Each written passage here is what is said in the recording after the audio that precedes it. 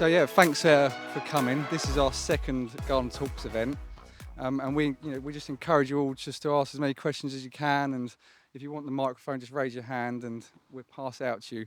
I've got Emma with me today, co-hosting. She brings a bit of professionalism to what we do. She is a professional presenter, and I'm an unprofessional one. So, hello, Emma. Hello. Nick's our first speaker. We'll let Nick introduce himself and give you a bit of background of what he does.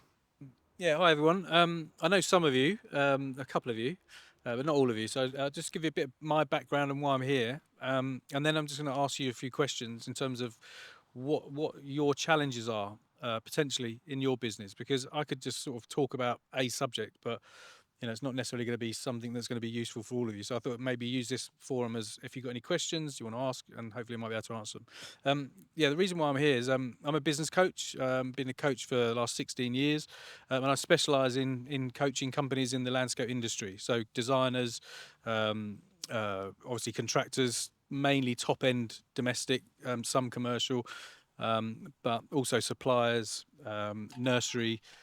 Some of you may know How Green Nursery because they're Kent-based. I've been coaching them for about five or 6 years, and that's how I got to know Ollie. A lot of the companies I coach, a lot of them have been Pro Landscaper winners, multiple sort of Supreme winners, and Barley Principal winners. Real top class, really nice sort of top end designers. And contractors as well. I coach pretty much 80% of our clients are landscape industry, and I'm a judge for the Pro Landscaper Awards as well. So I do that every year. Done it for 4 or 5 years now. Anyway, so that's a little bit about me. But I'm not here about me. I'd like to sort of try and help you because I know that a lot of people struggle in business unnecessarily. They don't necessarily know the right ways of doing things. They're not educated or haven't read any books on business or how to recruit people, how to do marketing, how to target the right kind of customers. They don't necessarily know the financial aspects of the business. So, what are your biggest challenges as either contractors or whatever you're doing, designers? What are the biggest challenges that you face? Because hopefully I might be able to answer some questions. I've got a question. Good, far away. What are the sort of biggest pitfalls, if you like, from working with all these different clients in the sector? What would you say, Nick, that they struggle with the most? Is it processes, systems? Because I guess it's, they're starting out on their own as, one-man band, two-man band, and as they start to go through them different stages, Yeah. what barriers are they finding the hardest to get over? I think there's so many barriers. I generally tend to start working with companies when they get to a point, probably around about the sort of 500 grand to 800 grand turnover, and it's very owner managed day to day. Some of them on the tools, not quite, just trying to make that transition from being on the tools to actually running the business. And I think in order to make the business grow, if you're on site, you might as well press pause on the progress of your business because nothing changes. If you have a job in your business, you're not running the business. So it's like the analogy is, it's like if you're on your horse and you've got a battle going down in the old days, and you're at the top of the hill on your horse, and you're sort of directing the battle. If you think, oh, actually, I've got to get involved, so you jump off your horse, you run down there, you're in there with them, in the trenches like that. But who's then directing the next, the strategic side of the business? Who's steering the ship? Who's actually doing the strategic stuff? And I think some people find the transition from and the mindset of I've always been on the tools. This is what I'm really good at, but I know I don't need to be doing this. I should be doing more. But you spend so many years getting your knowledge up to here. Whether you're a designer, whether you're a contractor, whatever you do, you spend all those years being brilliant at the operational stuff. But what I find people is they're not educated enough on the business stuff. So my job is basically to educate people so that you get your business knowledge to the same level as your operational knowledge. Because it can take a long time, but sometimes I think if you don't have the right information, the right knowledge, and you're not educated enough, then you'll make decisions that are not necessarily the best decisions, and they're more like, hope this works, and then that doesn't work, and then something, you go back to square one, and you try another way, And the stats globally, I think, for successful businesses, 80% of businesses go bust within the first 5 years, but the majority of those go bust in the first 18 months to 2 years. And so the 20% that are left after 5 years, 80% of those will go bust in the next 5 years. So what that means from now in 10 years' time, less than 4% of companies will still be around in that time.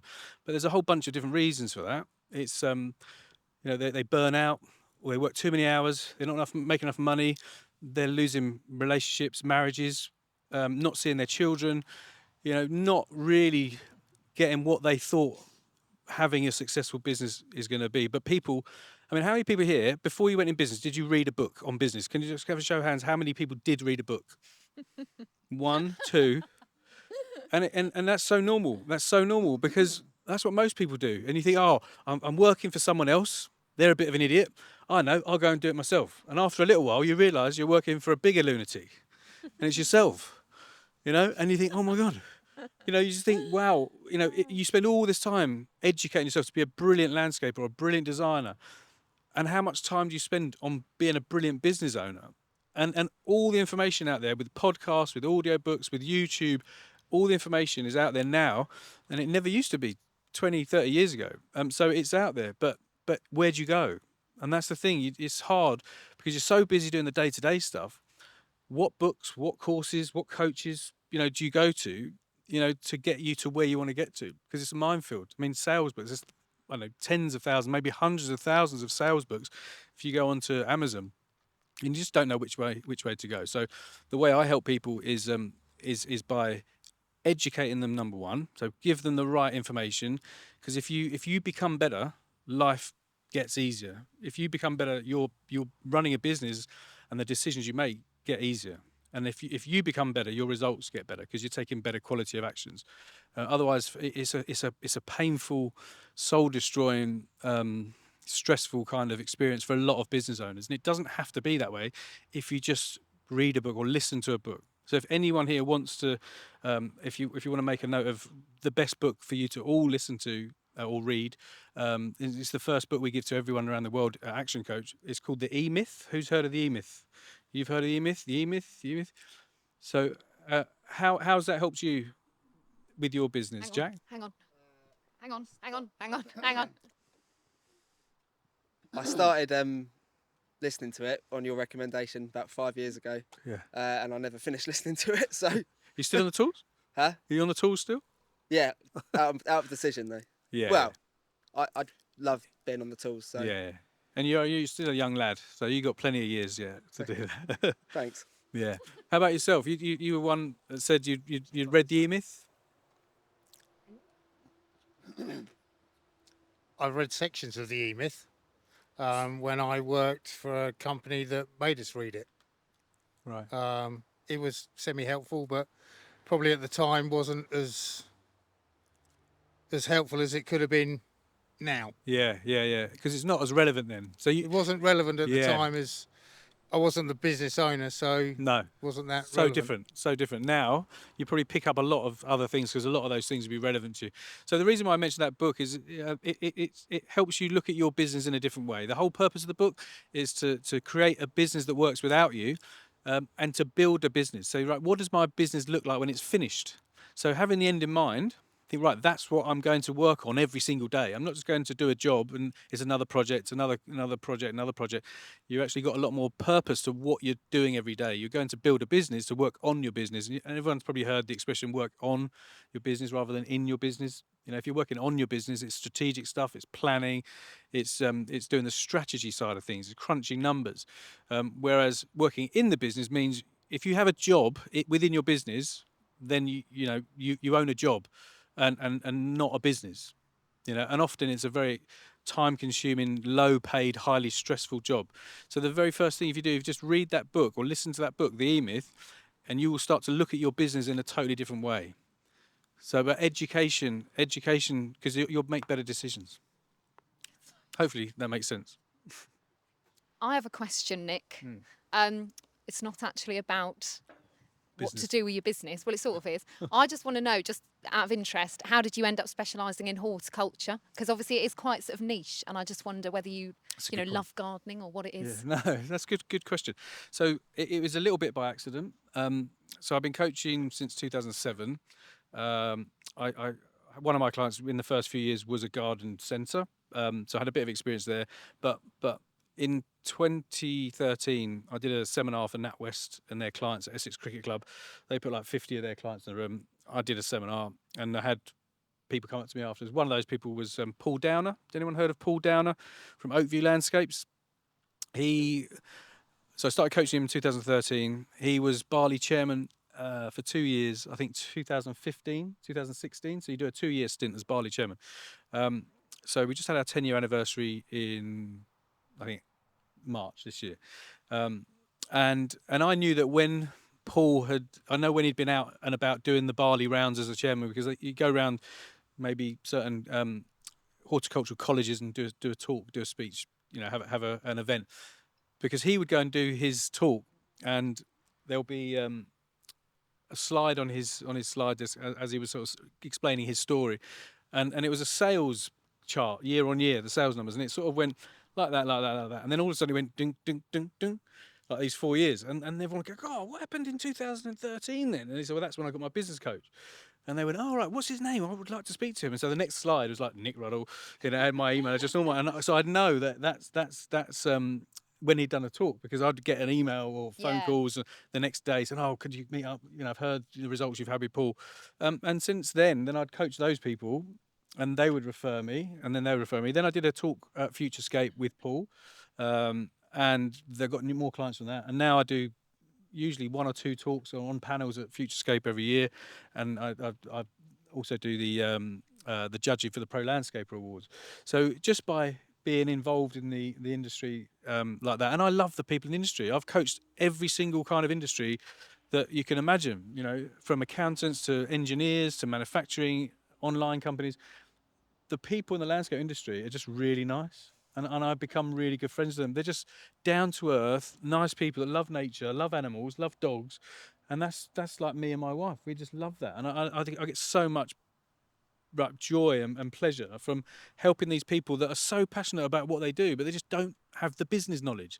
They'll be brilliant. You'll have like a great garden, do this brilliant design for your clients, and everyone gets paid. All your staff get paid. The client's happy, and the business owner goes, "Oh my God, I lost money. I lost money out of that." But they're so passionate. But they love it. But it'd be nice to love it and make loads of money out of it.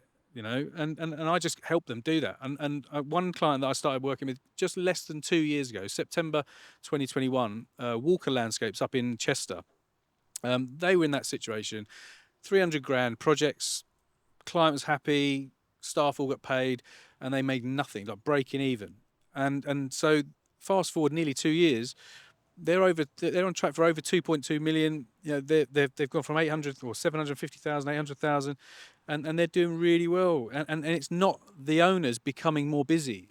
They are less busy now than they ever were. They had their first family holiday at Easter in April this year for 2 weeks in Lanzarote, and they didn't get one phone call. Got great people, great systems, great structure. They know their numbers inside out because they just didn't know their numbers. It's so common. It's such a common kind of experience to most of the people that I start working with.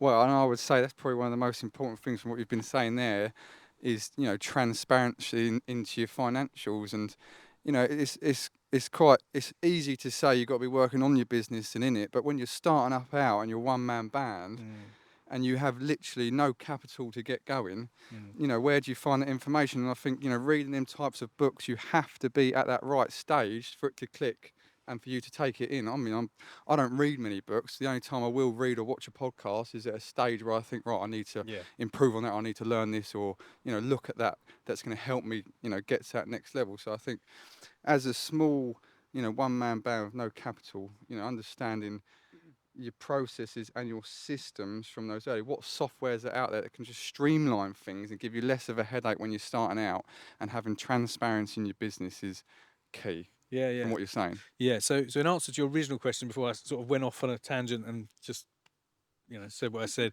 I think knowledge is king. You know, knowledge is so important. Knowledge gives you confidence, but knowledge makes you make better decisions. You need to, without any doubt, the very first thing you need to know is your numbers. Because you can put systems in place, you can try and recruit people, you can do all these lovely things, but if there's no profit, there's no business. You'll be one of the stats, you know, the 80% that go bust in the first 5 years or in the first Well, year. it just gives you structure and Yeah. discipline. So mastery is the first area we focus on. There's 4 areas to mastery: money mastery, delivery mastery, time mastery, and destination mastery.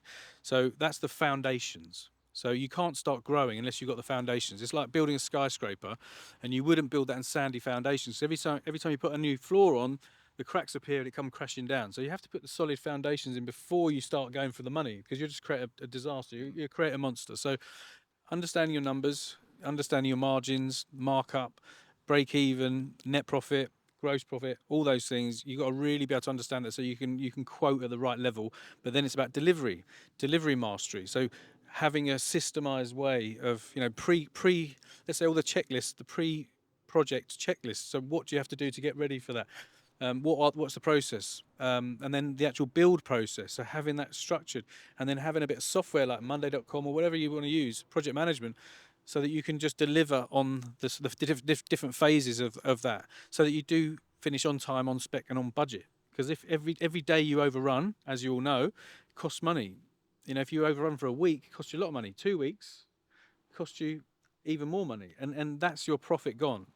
So you've got to know understand your numbers. Therefore, you'll know what you need to price your quotes at. Because if you don't know your numbers and you're quoting it, but you don't know whether they're the right, because you don't know how much money you need to bring in, how much you need to break even to keep the lights on.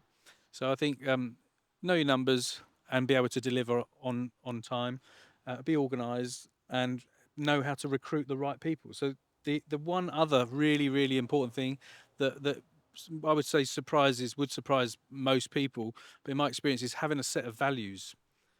Values are everything. So my top 2 tips would be finance, know your numbers, and values. Values might sound a bit weird to a lot of people, but having a set of values, which is basically the rules, if they want to work for you, these are the rules. So if we're team players, we strive for excellence, we take ownership, no blame, you know, high quality, passionate. You know, these are the rules if they want to work for you. If they don't, that's when you get issues with staff. So you recruit people based on your values. In your job advert, you'll say, look, we're looking for people that are team players, you know, honest, integrity, you know, all those kind of things, and they'll attract the right people and repel the wrong people. So if you get people with like-minded people that have same shared values, there's less issues. So you can just get on with it. But unfortunately, as you probably know, there's a lot more people that you'd rather not have, should we say, than loads of people that are the perfect kind of employee. Well, and I think the biggest barrier to growth that I see in the industry is, you know, people passionate enough and skilled enough to want to come into the industry. You know, decent labourers and, you know, skilled people that can carry out the job properly. But we can talk about that for another hour. Yeah, definitely could. I would. Is anyone want to put their hand up and ask any questions to Nick, because that's half hour, and we'll be introducing the next speaker. Hello, Nick. How's it Hello. going? All right. I guess the thing for me is our target market. It's being able to, you know, the quality we want to put in, and, you know, delivering what, you know, on time, on budget.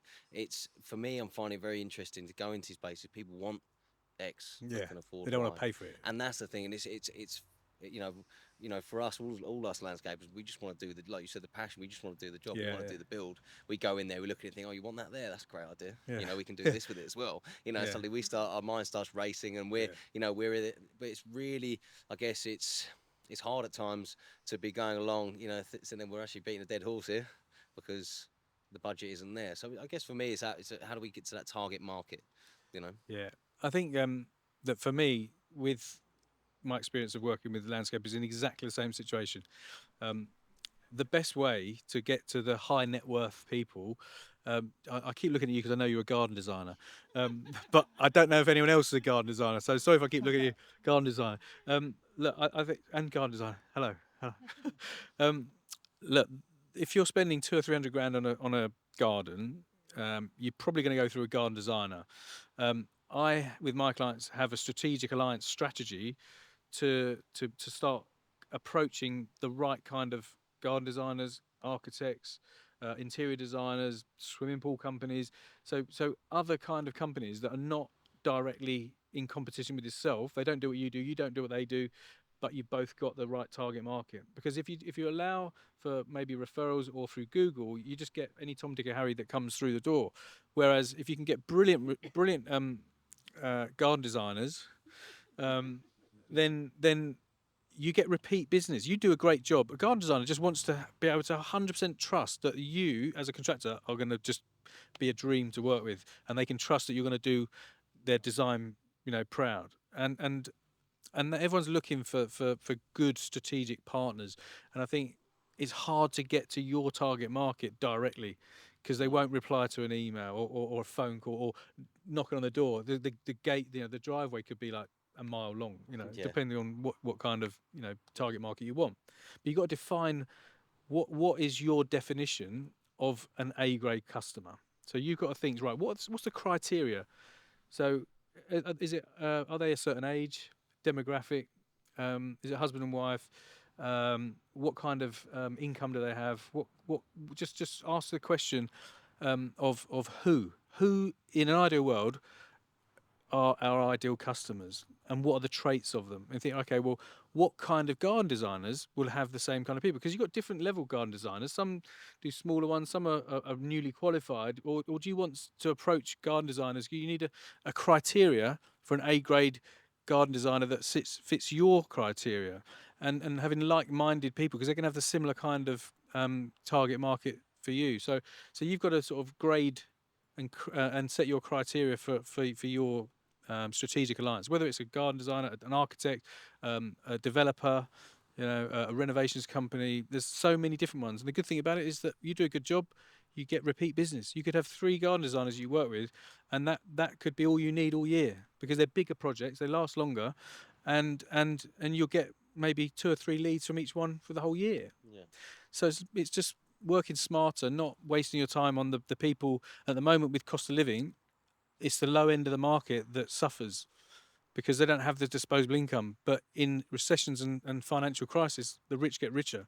So it's relative, So what my client up in Chester, they've got like Man United, Man City, Liverpool players. They spend 350 grand on a garden. It's a week's wages. So it's relative, but not everyone can do that. So you just got to think, right, where do you want to be, and then put a strategy in place. Just finally, Nick, how can people find out more about you if people are, wanting to find your website or find you on Instagram or whatever it is? Yeah, if you just put into Google my name, I think my website comes up, Instagram comes up, LinkedIn comes up. I've got some business cards. These are brand new ones. I gave George my first one today. But I've got some business cards here. It's got a QR code that goes to the website. So anyone wants to get in touch with me, then you can have one of those. Perfect. Thank you so See you. much, Nick. Lovely. Pleasure. Cheers, sir.